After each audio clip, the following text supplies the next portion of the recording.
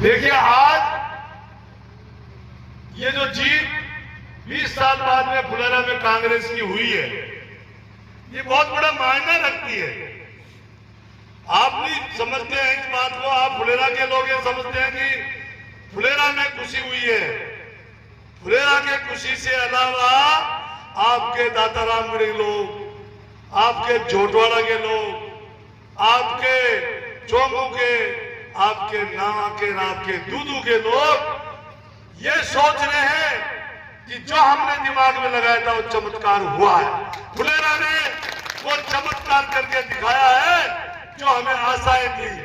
आपसे पहले 2 साल पहले आसपास के गांव वाले आप लोग जाते होंगे, सभी जगह जाते हैं तो चाय पे कहीं दुकान पे बैठते हैं, कहीं रिश्तेदारी में जाते हैं अपने फुलेरा तहसील के अलावा, तो आपको एक ओरमा मिलता था, अरे यार तुम फुलेरा वाले कैसे आदमी हो, अरे तुम कैसे आदमी हो, 4 साल 20 साल से कांग्रेस को हराते आ रहे हो। तो आपको एक सुनने को मिलता था थोड़ा कड़ा शब्द, लेकिन आपने उसको मिठास में बदल दिया है। यह फुलेरा के लोगों ने किया है। कई लोग समझते हैं, ये समझते हैं कि विद्या भाई बड़ा खुश हो गया कि विधायक बन गया। नहीं, मुझे खुशी विधायक बनने की नहीं है, मुझे खुशी इस बात की है कि मैं सब 36 कौमों ने अब की बार एकता करके और 36 कौम एक दूसरे का साथ देके और ये चुनाव को विजय श्री दिलाई है। इस बात की खुशी है मुझे।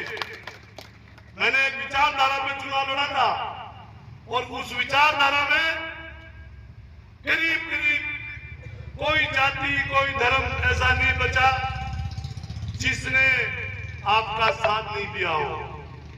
और आप लोग कंधे से कंधा मिला के और ये बहुत बड़ी जीत दर्ज कराई है। आसपास के दूसरी विधानसभा के लोग कहने लगे अब की बार फुलेरा ने 4 बार का हिसाब एक साथ ही चुका दिया, एक साथ ही। तो जब जनता को दिमाग में ये आ जाती है कि हमें क्या करना है, ये अगर जनता को जम जाती है तो कोई कितना ही प्रभावशाली आदमी हो, कितनी बार जीता हुआ हो और कितनी बार मंत्री हो, संतरी हो, जनता के सामने उसका फर्क नहीं पड़ता है। जनता ने जो दिल में चाह लिया वो करके रहती है और आपने वो किया है। देखिए मैं आपको एक बात बताऊं, हम जब काउंटिंग में बैठे तो मेरा छोटा भाई है निर्मल, कोई दूसरा तो है नहीं भाई, मैं तो उसको छोटा भाई कहूंगा। क्यों कि दुश्मनी किस बात की है, दुश्मनी जनता चुनाव आते हैं जाते हैं, लेकिन उसके बड़ा घमंड आ गया था और उस घमंड को तोड़ने का जज्बा हम में पैदा हो गया था। तो चुनाव हो गए, उसके बाद में जब लोगों में विचारधारा आई कि यार कौन वोट कैसे पड़े हैं, वोटों का क्या हो रहा है, तो लोगों ने कहा भाई आपके तो कांग्रेस की जीत की निश्चित लग रही है। लेकिन ये आरएसएस लोग और बीजेपी ने ये नहीं माना कि हम फुलेरा से हार सकते हैं। क्यों? क्योंकि जिस आदमी ने 25, 26, 27 साल में जीत गया हो और कभी 15 साल लगातार हार देखी ही नहीं, वो क्यों सोचेगा कि मैं हार भी सकता हूं, मैं हार भी सकता हूं।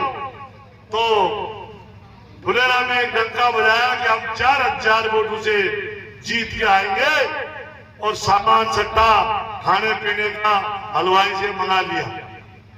तो हमें लोगों ने कहा अरे पिता भाई अपन तो फिर हार गए दिखे। मैंने कहा क्यों, क्या बात हो गई, ऐसे क्यों हो रहे हो?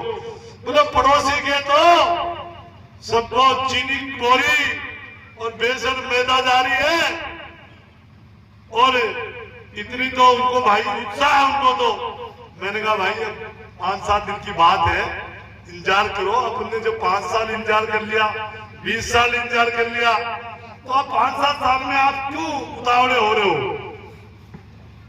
गिनती का दिन हम बैठे हुए और यहीं से कहां से बदान से लगने लगी जीत की अगाऊ पेटियों की श्रेय लगने लगा।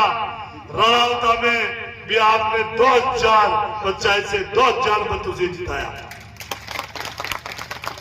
3 राउंड में जब 2010 साल पार हो गए तो भी मेरे छोटे भाई बड़े हिचके नहीं कि उन्होंने नहीं कोई बात नहीं, जीतूंगा तो नहीं। अरे मैंने कहा कौन से ब्रह्मा जी ने तेरे को वो दे रखा है कोई मंत्र कि जीतेगा तो तुम ही?